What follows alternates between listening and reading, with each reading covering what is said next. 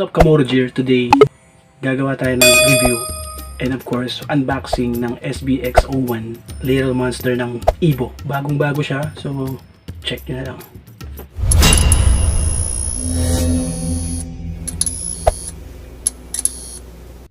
Gawin na natin unboxing.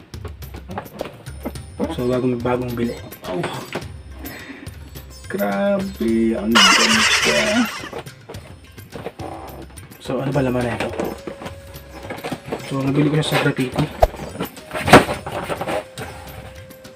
Pag bumili ka ng new helmet sa EVO, siyempre may libreng clear lens. Yan. So, free t-shirt. So, pag bumili ka ng new helmet sa graffiti, pipili ka ng freebies. Pumili ko t-shirt. Yan.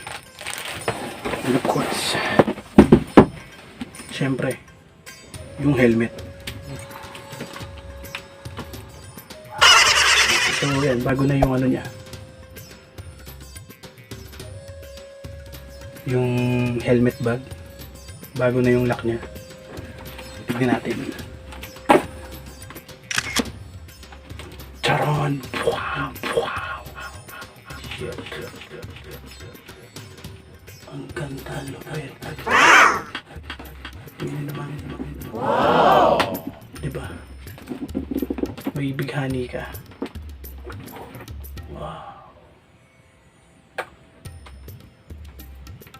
Yan.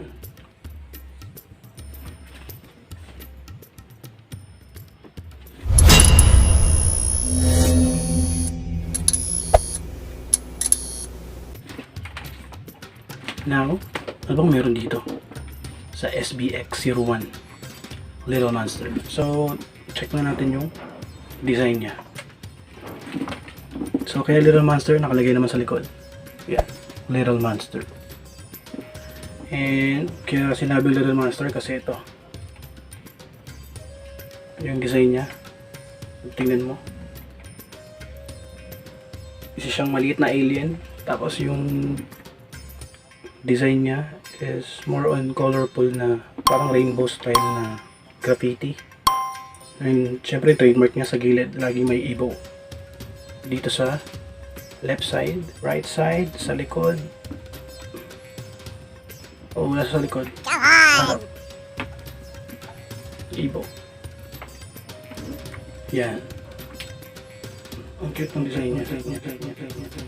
Actually, more on ano siya, parang alien. And kaya Little Monster. May mga maliliit na monster. Yan, ito pa. Yan. And meron din siyang spoiler. SVX-1 is DOT certified. So pag sinabing DOT certified, it's American standard. Wow. And ICC certified. Ayun.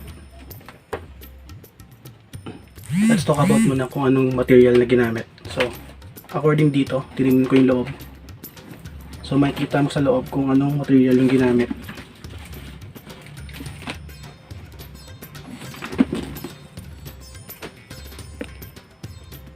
Ayan. So, gawa siya sa plastic, ABS plastic. So, ano meaning ng ABS plastics? Ito. Hindi ko kasi kayang banggitin, medyo technical. This helmet is made of advanced high impact technology brought to you by EVO. So, meron siyang tatlong layer. So, first layer is the rigid outer shell. And then, sa gitna niya, after nitong rigid outer shell is yung high impact layer. So, yung high impact layer, ano siya? Kung makita nyo yung styrofoam. So, gitna niya. And then ito, yung last is the comfort layer or the padding. Ayan. So, yung padding niya is made of Duraplex padding foam set. Washable siya. Pwede mo tanggalin and then labhan mo or pwede mo ring esprehan ng deodorizer pagka nangangamoy na. Kasi kung araw-araw mo gagamitin to, magkakaroon talaga siya ng amoy kasi yung hair natin laging didikitan ng mga germs, bacteria, o ano-ano pa. Pagka sinuot mo yung helmet mo, yun yung nagkukos ng amoy sa loob. So tingnan mo yung loob niya. Wow. Yan, may mga diamonds na style, tapos sobrang grabe, makapal siya. And then itong size na ito is large. So sinukat ko na siya kanina, Tama-tama lang sa akin. Yan guys, pamain. Napaka-affordable niya sa 3.7. So guys, mga suki, bili na kayo nito. Graffiti, baka naman. Yan. So below 5,000 ulit, quality pa rin. Maganda na yung quality niya, mura pa. Kasi 3.7, below 5,000 pa rin yung helmet. So affordable pa rin siya. Kaya kung wala ka pa nito, bumili ka na. And this helmet has the dual visor technology. So meron siyang dalawang visor. So ito yung una, yung face shield. And then meron sa loob. Stock na face shield niya or the visor is smoke. Pero meron siyang libreng clear lens. So pwede mo siya palitan. So meron naman siyang mechanism. Dual visor. Panalo. And it has the aerodynamics bend. Actually dalawa yung air vent niya. Sa top shell. Ayan. Dalawa. And meron din dito sa chin. So ano bang gamit ng air vent sa chin? So pag nagkakaroon ng pag, kasi usually di ba pag naulan or malamig, nagkakaroon ng pagtong para matanggal yung moist dito or pag. So pag inopen mo siya, matanggal yung moist sa loob. Para clear na yung vision mo. Kasi pag may moist, maapektuhan yung vision mo. Maapektuhan yung pag-drive mo. So yun yung dahilan yan. So meron din yan sa loob. Ayun. Pagka binili mo pala to, may kasama siyang sticker na malaki. Ayan, EVO. Which is lahat ng EVO na helmet na bibili mo meron kasama yan. Tapos meron din dalawang sticker na maliit sa likod. Ayan. And of course, yung paper inserts. Dito, safety, kung paano gamitin yung helmet. Tapos kung paano siya linisin. Tapos mga safety warnings. Ito.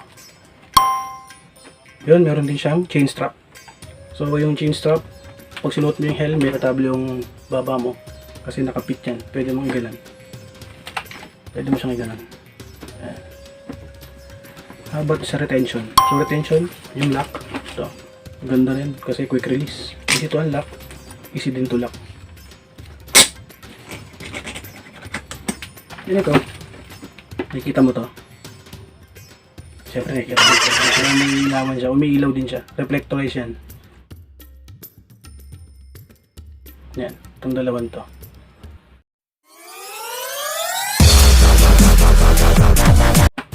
If ever something happens sa road, magkaroon ng aksidente or something na medyo mahit ka sa ulo, this helmet will save you. Unang-una, ABS is scratch proof. Actually, yung outer layer nito is made of ABS. Mataas yung resistance niya for scratch.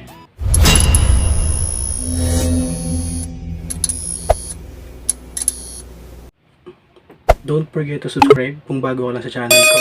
And push the notification bell for more amazing videos ni MotoGear. Yun lang at maraming salamat.